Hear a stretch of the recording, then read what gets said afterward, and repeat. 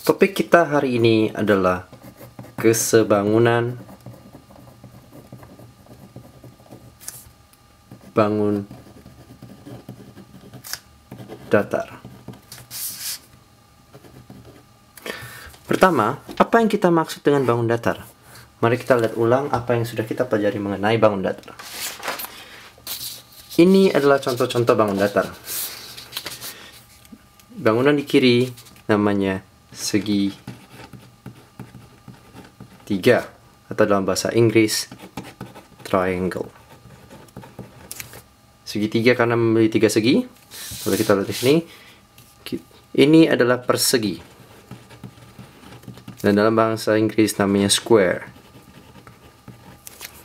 Contoh yang satu lagi adalah lingkaran.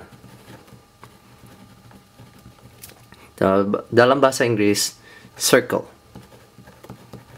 Ini adalah berbagai contoh bangun ruang yang sudah kita pelajari di topik sebelumnya. Mari kita mempelajari apa yang kita maksud dengan kesebangunan.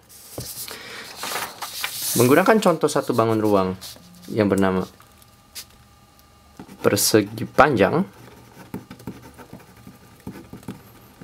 atau dalam bahasa Inggris namanya rectangle. Kita belajar apa yang dimaksud dengan kesebangunan, atau dalam bahasa Inggris congruent.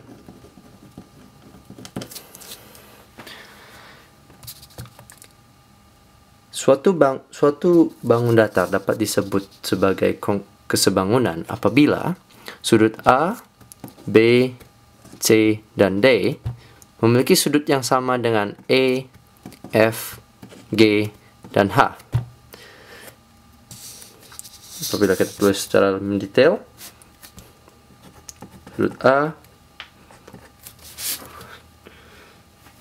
sudut F, sudut E, sudut B sama dengan sudut F, sudut C sama dengan sudut G, dan sudut D sama dengan sudut H. Sekarang, selain itu, kesebangunan harus juga memenuhi sisi AD sama dengan EH, sisi AB sama dengan EF, sisi BC sama dengan FG, sisi CD sama dengan GH. Kalau kita tulis dalam notasi matematika, AD sama dengan EH, AB sama dengan EF, BC sama dengan FG, dan CD sama dengan GH. Apabila dua syarat ini terpenuhi, syarat sudut dan panjang sisi,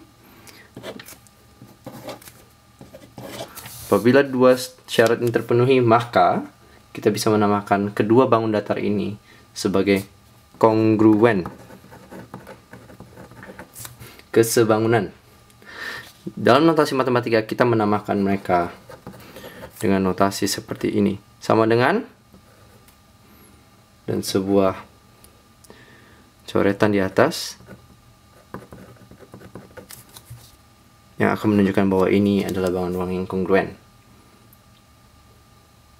Baiklah, sekarang kita akan masuk ke contoh berikutnya.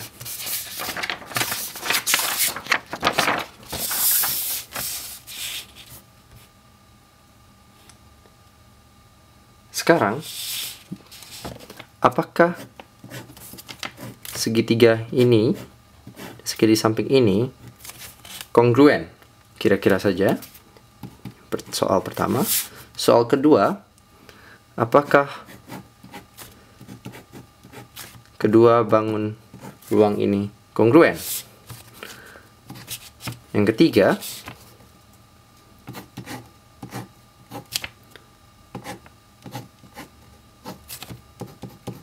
apakah jajar genjang ini kongruen?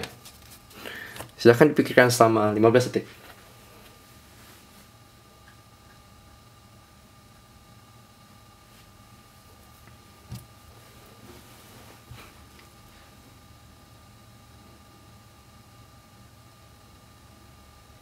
Ya, Untuk segitiga ini secara kasar kita bisa mengecek A, B, C dengan A strip, B strip, C strip, bahwa mereka memiliki panjang yang sama di sisi AB, panjang yang sama di sisi BC, dan panjang yang sama di sisi AC. Kalau kita juga melihat sudutnya, kurang lebih mereka memiliki sudut yang sama.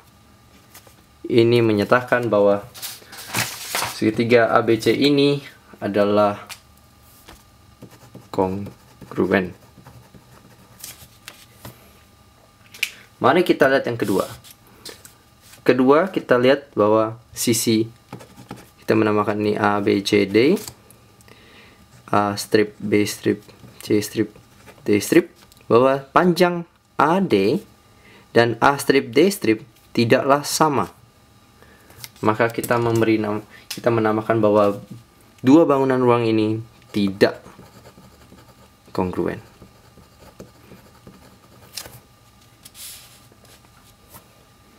Baiklah, mari kita masuk ke soal ketiga. Jajar genjang ini. Apakah kedua jajar genjang ini adalah kongruen? Ini hal yang sangat sulit untuk ditentukan.